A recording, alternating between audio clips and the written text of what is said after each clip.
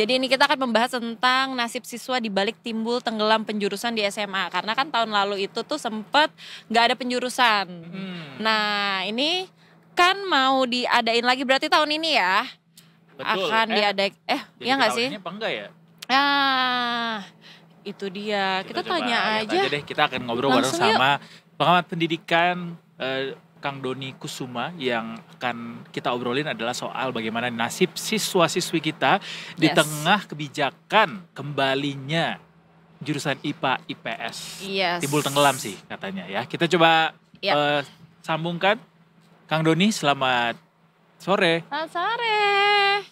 Selamat sore Bang Edo dan Mbak Pocit ya. Iya, selamat sore. Selamat sore. Mudah-mudahan semua dalam keadaan sehat ya. Senang. Amin.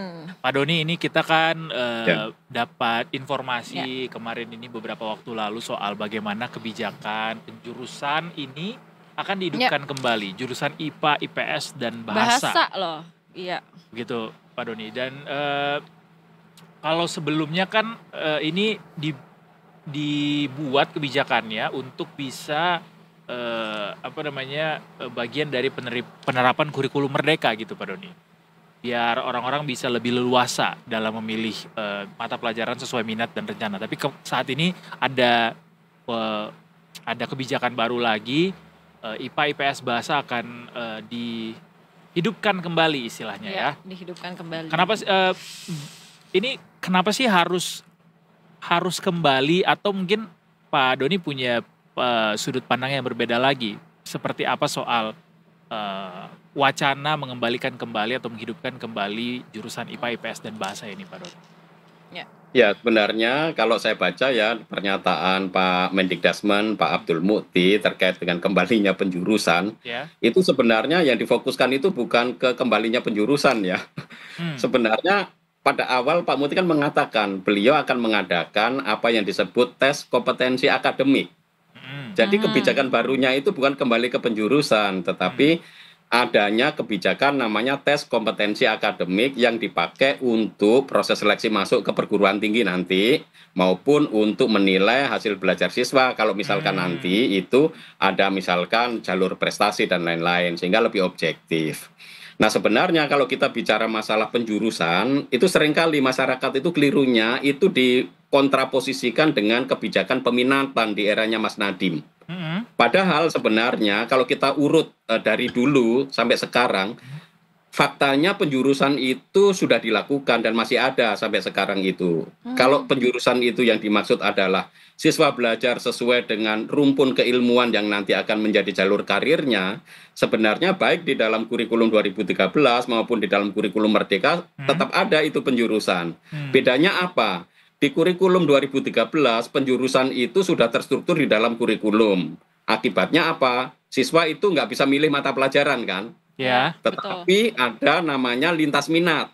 Karena untuk waktu itu kan tetap aja kurikulum 2013 kan filosofinya tetap berpusat pada anak, pengembangan minat dan bakat. Maka di dalam kurikulum 2013 ada namanya lintas minat. Tetapi lintas minat ini kan kalau anak di jurusan IPA, dia lintas minatnya milih ke IPS kan. Dan itu akhirnya juga minatnya dipaksakan toh karena dibangun di dalam sebuah sistem. Maka kelemahan ini diperbaiki oleh Mas Nadiem dengan cara kurikulum merdeka. Di dalam kurikulum merdeka itu peminatan itu diperkuat sehingga dianggap sebagai dihapus penjurusannya. Tetapi sebenarnya peminatan itu kan juga menjuruskan dalam arti memilih sesuai dengan rumpun keilmuannya. Bedanya adalah peminatan di era Mas Nadiem itu siswa boleh memilih mata pelajaran sesuai dengan bimbingan dari guru ya untuk nanti jalur karirnya seperti apa. Nah itu penjurusan juga sebenarnya meskipun namanya peminatan. Kalau di dalam kurikulum 2013 itu namanya lintas minat. Jadi sebenarnya penjurusan dan peminatan itu tetap ada. Lalu yang berikutnya adalah yang menjadi masalah sebenarnya di eranya Mas Nadiem itu ketika ada kurikulum merdeka dengan peminatan, loh kok seleksi masuk perguruan tingginya itu disesuaikan dengan peminatannya. Maksudnya begini, disesuaikannya itu malah dihapuskan ya. Jadi sebelumnya itu kan ada seleksi masuk perguruan tinggi berdasarkan rumpun keilmuan, ya kan? Iya. Tapi sama Mas Nadiem itu dihapus diganti dengan namanya tes potensi akademik. Tes potensi akademik ini hanya berisi penalaran, jadi kemampuan berpikir kritis, lalu matematika, bahasa Indonesia dan bahasa Inggris. Jadi ini adalah ilmu yang dianggap sebagai transversal, lintas gitu. Apapun bisa dipakai untuk menyeleksi mahasiswa yang terbaik. Tetapi yang menjadi masalah adalah kalau misalkan mahasiswa itu mau masuk ke kedokteran, lalu kemudian dia itu ternyata nggak suka biologi di sekolahnya karena gurunya nggak bagus atau anaknya malas, dia akan milih rumpun mata pelajaran IPS yang menurut dia gampang, tetapi dia akan kuat belajar di bidang matematika, bahasa Indonesia, bahasa Inggris, dan kemampuan bernalar saja. Anak seperti ini bisa lolos di kedokteran, tetapi nanti dia nggak akan bisa bagus karena apa? Dia nggak dapat kimia, dia nggak dapat biologi. Nah ini kelemahan yang terjadi di eranya Mas Nadiem. Kelemahannya jadi seperti ini. Perguruan tinggi tidak mampu menyeleksi mahasiswa terbaik karena yang diseleksi hanya yang memiliki kemampuan secara umum begitu saja, seperti kemampuan berpikir kritis, matematika, bahasa Indonesia, dan bahasa Inggris. Nah, dalam rangka inilah maka Pak Muti itu memperbaiki.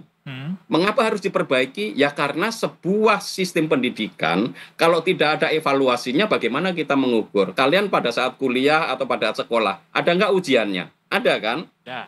Jadi meskipun itu merupakan peminatan, seharusnya apa yang diminati itu juga diujikan dong. Karena kan banyak anak yang memilih peminatan biologi untuk menjadi dokter kan. Kenapa malah justru rumpun ujian berdasarkan biologi ini dihapuskan oleh Mas Nadiem? Itu kan yang menjadi masalah kan. Sehingga universitas nggak bisa menyeleksi. Katakanlah nih sama-sama skornya 95 begitu ya. Tetapi di antara skor 95 itu mana yang terbaik? Kan nggak bisa.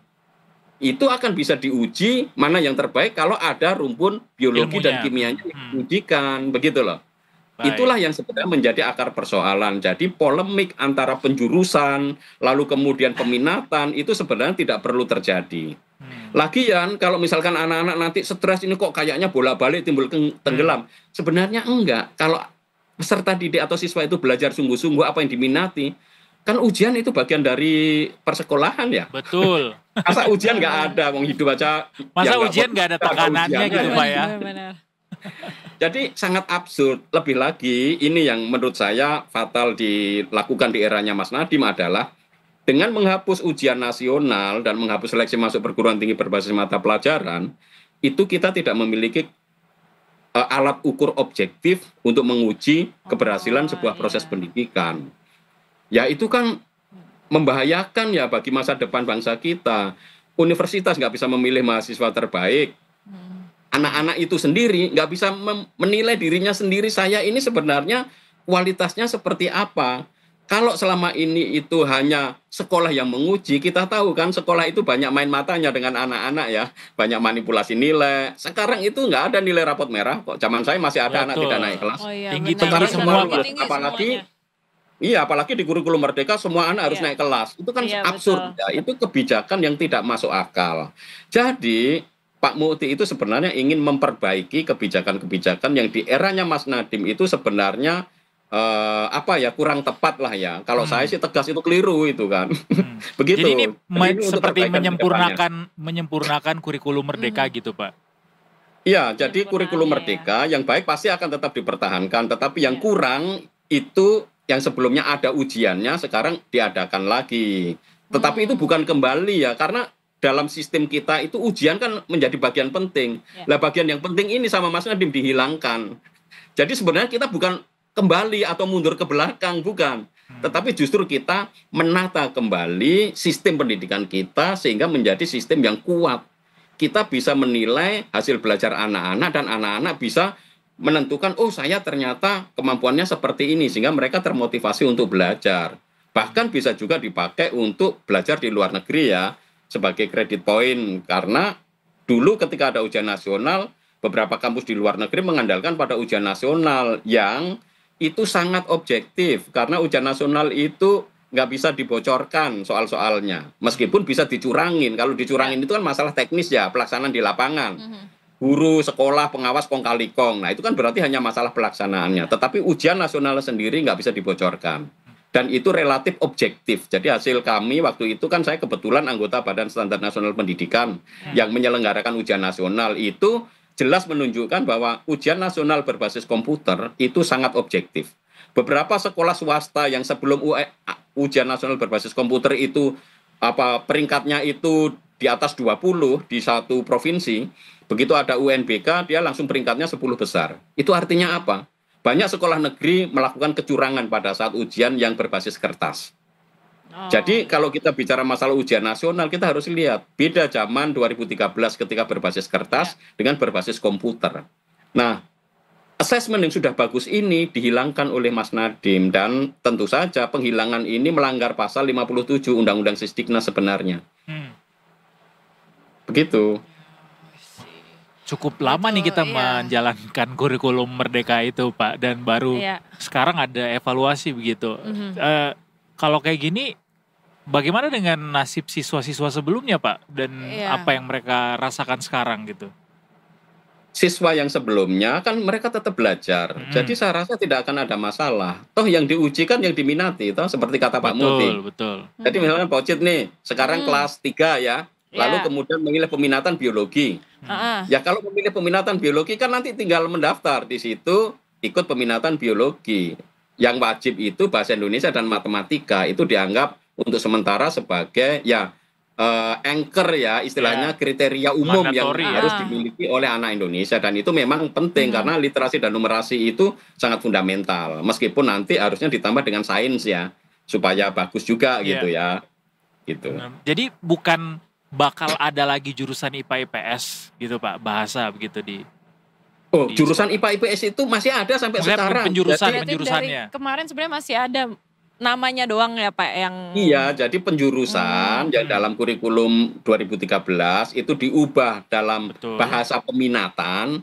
Sebenarnya faktanya apa yang dilakukan itu masih ada sampai sekarang gitu. Jadi sebenarnya kita bukan mundur menjadi penjurusan, bukan. Tetapi melengkapi satu kebijakan yang dihilangkan Mas Nadiem dan itu fatal dampaknya, yaitu masalah sistem asesmen nasional atau ujian nasional atau ujian oleh lembaga yang di luar sekolah untuk menguji sejauh mana anak-anak itu belajar. Dan dengan ini kan nanti bisa diagregasi.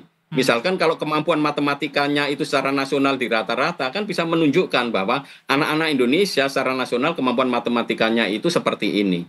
Itu kan bisa lebih objektif daripada dengan asesmen nasional berbasis komputer yang dikembangkan Mas Nadiem, yang sifatnya hanya generik itu, literasi, numerasi, dan tidak berbasis mata pelajaran.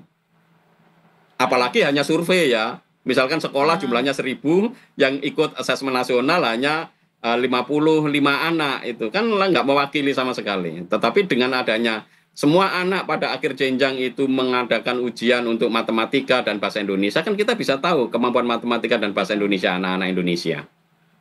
Oh iya, benar. Nah, berarti ini akan berdampak langsung sama siswa di tahun ini ya Pak ya? Ya, pasti akan ada dampaknya karena mereka yang akan menjalani ujian ya. Oke, jadi dia langsung ya. Tapi nggak perlu khawatir lah ya, Bapak Ibu guru juga nggak perlu khawatir, karena kalau khawatir itu berarti kita perlu mengevaluasi ya, jangan-jangan gurunya nggak serius ngajar tuh. Mentang-mentang nggak ada ujiannya, udahlah enak-enak aja. Mentang-mentang nggak ada ujiannya, toh nanti nilainya bagus, naik kelas, lalu nggak usah belajar ya. Kalau mereka yang punya cara kayak gitu, dia pasti akan stres tuh dengan adanya tes kompetensi akademik. Iya, benar-benar. Kalau misalkan ada ujiannya, apa orang tuanya yang deg-degan Pak? Biasanya kayak zaman dulu saya, yang ujian makanya saya perlu yang orang itu tuanya kan saya. Orang tuanya kan perlu paham. Kalau orang tuanya ingin anaknya berhasil, ya perlu di rumah harus didampingi dong untuk anaknya belajar sungguh-sungguh. Nah, kamu harus belajar sungguh-sungguh loh kalau mau jadi dokter, mau jadi insinyur, begitu kan? Oh iya benar, setuju Pak. Ya. Berarti ini udah benar untuk menyempurnakan kurikulum sebelumnya yang dirasa salah kaprah gitu Pak ya? Iya, dilakukan betul. Kembali di era ini. Gitu sebenarnya nggak salah kaprah benar-benar sih, tetapi ada satu hal fundamental, yaitu masalah asesmen atau evaluasi atau menguji hasil belajar itu yang dihilangkan dalam sistem pendidikan nasional kita. Memang ada yang dinilai oleh guru kan, tetapi guru kan sangat tergantung, kualitas sekolah kita kan berbeda-beda. Apalagi kalau untuk jalur prestasi di perguruan tinggi negeri, itu anak-anak yang sekolah negeri itu nilainya itu hampir 90-100 semua itu nilainya. Padahal faktanya tidak seperti itu. Kalau misalkan sekolahnya itu nanti bisa dicek kok, nanti dengan tes kompetensi akademik akan kelihatan itu mana sekolah-sekolah yang manipulasi nilai atau tidak. Karena dengan ujian yang objektif akan tahu. Dan pendidikan itu memerlukan sistem ujian yang objektif. Kalau semuanya manipulasi, itu menipu masyarakat, menipu orang tua, menipu anak-anak itu sendiri, dan anak-anak itu menipu diri sendiri juga. Para guru juga menipu dirinya sendiri. Lalu pendidikan kita benar-benar secara moral jadi rusak. Ini tidak akan membantu pendidikan kita menjadi lebih baik. Tapi dengan adanya penyempurnaan aturan ini Pak, apakah otomatis sistem pendidikan juga akhirnya bisa mengikuti Pak? Atau ada hal lain apa yang harus diperbaiki untuk bisa benar-benar nih terimplementasi dengan nyata begitu kurikulum ini sudah disusun, disempurnakan? Ya, tentu ada unsur-unsur yang mendukung ya. Karena di dalam kurikulum Merdeka itu, dalam proses peminatan, itu kan yang harusnya diperkuat adalah bimbingan konseling dan pendampingan guru kelas atau wali kelas. Nah, ini yang memang harus ada. Kalau misalkan kita ingin memberikan ruang bagi anak untuk memilih peminatan penjurusan yang sesuai dengan karirnya di masa depan, tetapi pemerintah tidak memiliki sistem untuk membantu sekolah menentukan, oh anak ini sebenarnya cocoknya di IPA atau rumpun IPA atau rumpun IPS, itu tentu tidak akan bisa berhasil. Anak bisa salah ya memilih. Benar. Apalagi kalau anak-anak itu masih pengennya ngikutin temen. Jadi sekarang itu banyak mereka nggak milih karena kemampuannya, tapi milih karena teman saya banyak di sana mah ikut aja. Atau menghapus stigma Pak. Gimana cara menghapus stigma bahwa anak IPA tuh biasanya lebih pinter, anak IPS yang bandel-bandel gitu Pak. Nah justru itulah makanya kan kalau stigma seperti itu kan sebenarnya itu yang diberikan oleh masyarakat ya. Maka sebenarnya proses pendidikan perlu melihat bahwa pemilihan IPA IPS itu nggak ada kaitannya dengan pinter atau nggak pinter ya. Tetapi apakah apa yang saya pilih itu sesuai dengan kemampuan saya dan ini saya rancang untuk masa depan saya. Itu yang benar gitu. Jadi memang sih kalau dipikir-pikir wah saintik, ilmuwan itu kan nggak banyak ya, dan itu sulit-sulit kan. Saya aja kimia, matematika ya boro-boro gitu kan, nggak bisa saya itu. Tetapi saya tahu bahwa pernah belajar itu sesuatu yang baik. Tetapi bahwa saya sejak awal tahu bahwa saya suka bahasa, maka saya milih IPS. Karena di SMA saya dulu kan nggak ada bahasa. Tetapi di IPS lebih banyak bahasa yang saya pelajari. Maka saya enjoy saja mempelajari sesuai dengan minat. Dan waktu itu juga ada Eptanas kan, ada ujiannya loh. Untuk mata pelajaran yang kita pilih. Nah di eranya Mas Nadiem itu sudah kita memilih yang kita sukai, masuk perguruan tingginya nggak ada ujian. Ujiannya cuma di sekolah. Dan itu pun hanya terkait dengan kelulusan saja.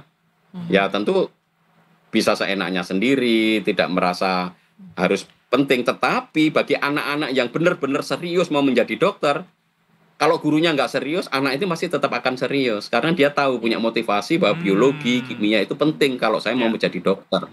Nah, memotivasi inilah sebenarnya menjadi tugas guru, tugas orang tua gitu. Jadi jangan kita terpengaruh dengan hiruk-pikuk perubahan kebijakan. Karena kebijakan berubah itu pasti. Sekarang itu mana sih yang nggak berubah ya kan? Semuanya berubah cepat. Pasti. Jadi dasarnya penting untuk mengenali kompetensi diri sendiri Pak ya? Betul, mengenal siapa diri kita, kemampuannya, dan bagaimana sekolah dan orang tua serta lingkungan itu mendukung perkembangan anak-anak sesuai minatnya. Dan ini sebenarnya sudah bagus dimulai oleh Mas Nadiem dengan kurikulum Merdeka itu. Dengan kurikulum yang memberikan peminatan, siswa memilih kan. Yang jadi masalah adalah ketika siswa sudah memilih, kok nggak ada ujiannya. Jadi orang tua pun dihimbau untuk nggak mengkotak-kotakan gitu ya. Masuk IPA aja. Iya, masuk IPA. Biasanya juga dorongan orang tua tuh Pak. Orang tua biasanya udah IPA aja, IPA gitu kan. Iya, dan itu kan kasihan anaknya ya. Kalau memang dia nggak punya bakat di sana, stres loh anak itu kan pemaksaan orang dewasa untuk anak itu. Maka berikan kebebasan pada anak untuk memilih, mengenali siapa dirinya, dan itu perlu pendampingan guru dan bimbingan konseling yang bagus ya. Dulu waktu saya mengajar di SMA di Jogja itu bimbingan konseling, kami mendampingi siswa itu personal itu ya, jadi tahu oh kamu bagus di sini, nilai rapotnya dipantau terus. Akhirnya ketika dia mau memilih kita arahkan, oke kamu cocoknya itu di IPA, kamu di IPS seperti itu, dan itu berjalan dengan baik sehingga menghasilkan kualitas lulusan yang bagus juga. Gitu. Baik. Terima kasih banyak Pak Doni Kusuma sudah mau ngobrol-ngobrol di Detik Sore. Sehat selalu Baik, Pak. sama-sama Bang Selamat Edo dan Mbak melanjutkan Pocit. Ya aktivitas. mudah-mudahan bisa memperjelas ya kepada masyarakat. Iya. Jadi nggak ada pertentangan antara penjurusan dan peminatan. Benar. Ya. Nggak ada penghilangan pilihan peminatan yang ada di dalam diri anak-anak, enggak. Bahkan ujiannya pun nanti itu tidak wajib. Jadi mereka bisa ikut ujian TKA atau tidak, seperti itu. Jadi memang lebih banyak fleksibilitas. Dan ini merupakan sebuah kemajuan menurut saya karena Pak Muti memperbaiki apa yang kurang dari apa yang sudah dilakukan oleh Mas Nadiem.